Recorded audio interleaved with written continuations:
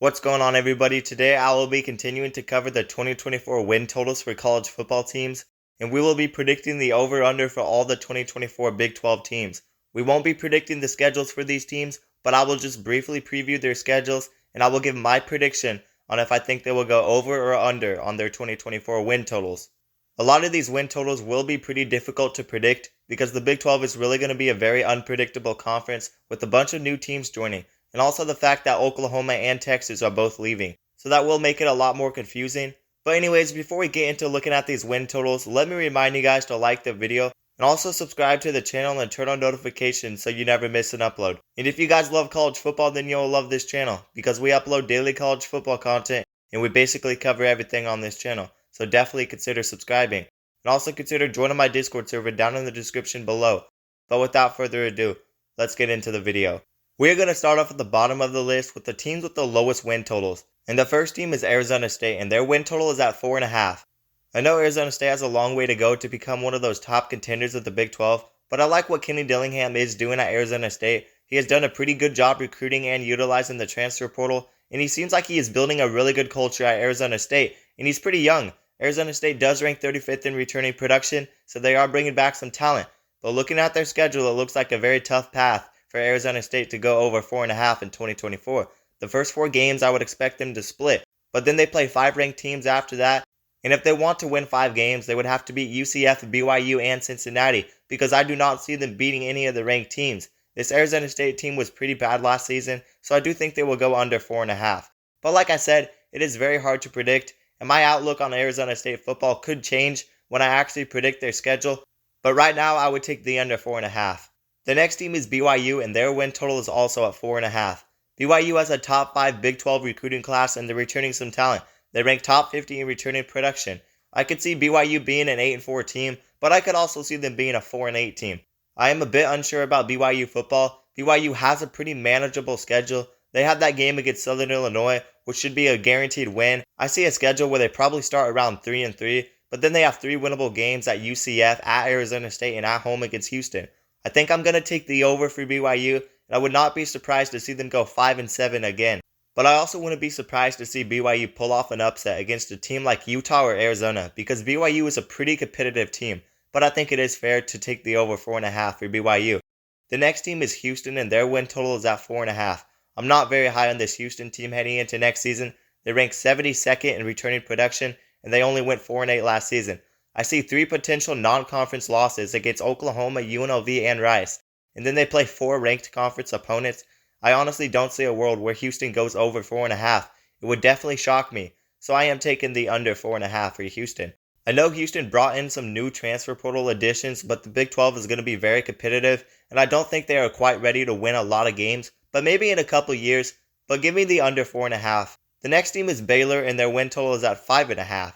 Baylor went 3-9 last season, but they do return some talent, and they brought in a solid quarterback out of the transfer portal, DeQuan Finn. But this is a similar situation to Arizona State and Houston, where they have huge strides to make, and Baylor has a pretty high win total for a team that just went 3-9, so I think I definitely have to take the under 5.5. The schedule isn't too difficult, but I still think there's a lot of teams better than Baylor on that schedule, so give me the under 5.5 for Baylor. The next team is Cincinnati, and their win total is also at 5.5. Cincinnati is another team that went 3-9 last season, and I know the schedule isn't the toughest, but I do feel like this win total should be dropped a bit. They don't have a lot of great things going for them. I don't really need to look at their schedule because I don't see them winning 6 games. Maybe 5 because of the easy schedule, but not 6. I think I definitely have to take the under 5.5 for Cincinnati. The next team is Colorado, and their win total is also at 5.5. They have a very difficult schedule for a first-year Big 12 team. They play a very solid FCS school, and then they play Nebraska and Colorado State in the non-conference stretch. If they could win 2 of those 3 games, then they would have to win 4 conference games, and I do see them beating Cincinnati and Baylor, but all the other games are going to be tough games. Playing at UCF is a potential win, but UCF is going to be decent next season, but I definitely think Colorado finds a way to make a bowl game. They return the best players on their team, and they have one of the best transfer portal groups in the whole country. I think it would be stupid of me to predict the under for Colorado, because Deion has made it a priority to bring in players at the line of scrimmage, and I can almost guarantee that they will be better. I know that they went 4-8 last season, but they were already competitive with teams like Arizona and Utah, and they are top 15 in returning production, and they should definitely be better. I have to take the over 5.5 for Colorado. The next team is West Virginia, and their win total is at 6.5. This West Virginia team just won 9 games in 2024, and their win total is only at 6.5. That feels like disrespect to me.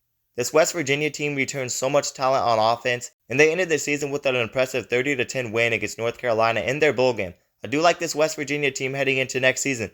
They have a tough non-conference schedule, and playing Pitt State will not be easy, but they do have a lot of winnable games on that schedule. I definitely have to take the over 6.5 for West Virginia. This one's an easy bet to me. The next team is Iowa State, and their win total is at 7.5, and this is a pretty difficult over-under for me to predict.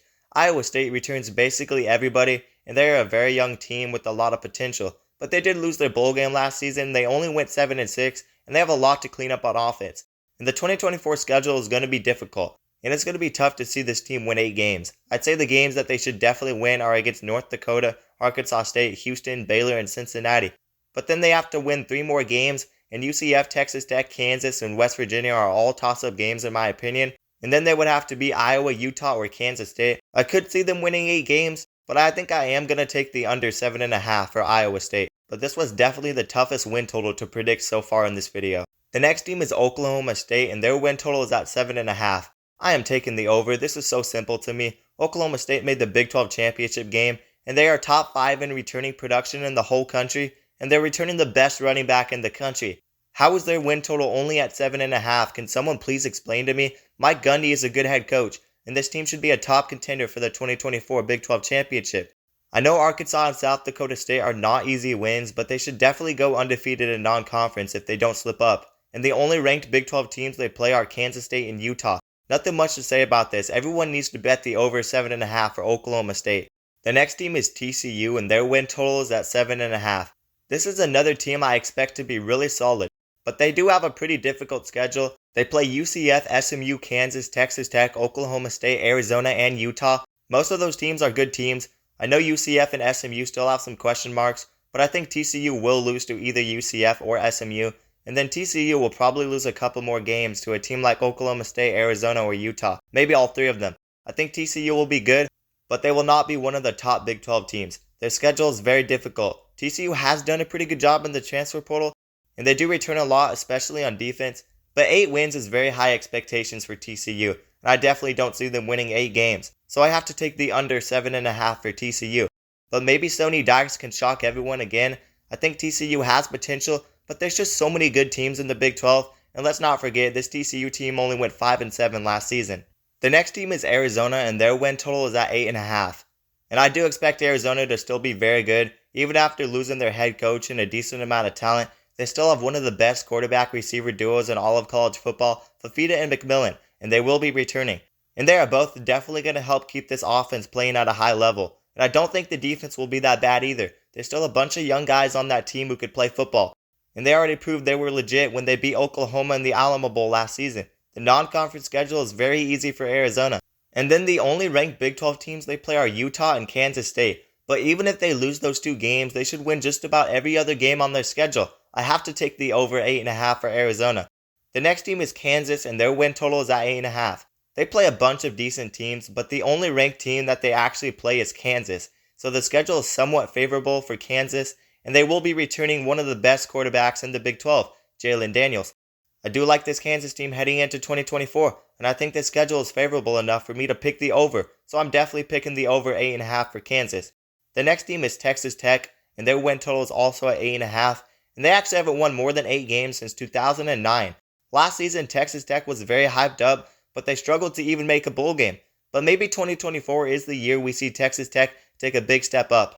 Texas Tech ranks 93rd in returning production, so they did lose a lot of talent, but they also have the best recruiting class in the Big 12, and it's not even close. And they did a pretty solid job in the transfer portal. They picked up Josh Kelly, who could be one of the best receivers in the Big 12. But they also recruited 5-star receiver Micah Hudson, who should see the field right away. I do think Texas Tech will be solid, but I do think there's too many question marks on the defensive side, and they did lose a lot of talent, so I do not think they will win 9 games, so I am taking the under 8.5 for Texas Tech.